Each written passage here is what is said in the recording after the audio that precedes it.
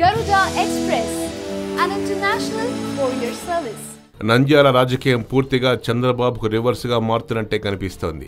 ఎన్ని సమీకరణాలు, ఎన్ని ఎత్తుగడలు, ఎన్ని వ్యూహాలు ఆలోచిస్తున్నా సరే చంద్రబాబుకు నంద్యాల రాజకీయం ఇప్పుడు మింగుడు పడకుండానే మారుతున్నట్టుంది. భూమా నాగిరెడ్డిని టీడీపీలో చేర్చుకోవడం దగ్గర నుంచి ఇప్పటి వరకు నంద్యాల ప్లస్ కర్నూలు జిల్లా రాజకీయాలు బాబుకు ఏమాత్రం జీర్ణం కావటం లేదట. ఇప్పుడు తాజాగా శిల్పా బ్రదర్స్ మళ్లీ చంద్రబాబుపై పూర్తిగా నమ్మకం కోల్పోయినట్లే కనిపిస్తున్నట్టుగా ఉందట.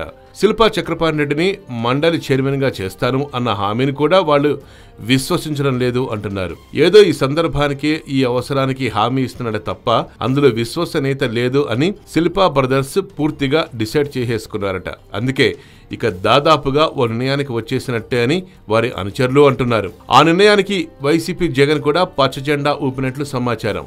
మీ ఇష్టం, మీ నిర్ణయం తీసుకోండి, ఎప్పుడొచ్చినా వెల్కమ్, కాదంటే నా ప్రయత్నాలు, నా ఎత్తుగడలు నాకుంటాయి అని జగన్ మొదటి నుంచి చెప్తూనే ఉన్నారట.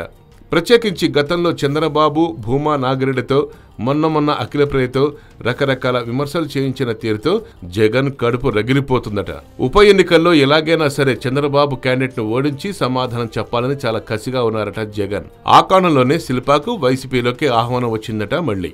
అందుకే శిల్పా బ్రదర్స్ తిరిగి ఆలోచనలో పడ్డట్లుగా విశ్వసనీయ సమాచారం. ఇప్పుడున్న సమాచారం మేరకు శిల్పా మోహన్ రెడ్డి ఈ నెల 14న వైసీపీలోకి జంప్ అయిపోతారని అనుకుంటున్నారు. ఆ తర్వాత ఇక వేగంగా నంద్యాల రాజకీయాలు మారబోతున్నాయి. రసవత్తర ఘట్టంలోకి చేరబోతున్నది రాజకీయం.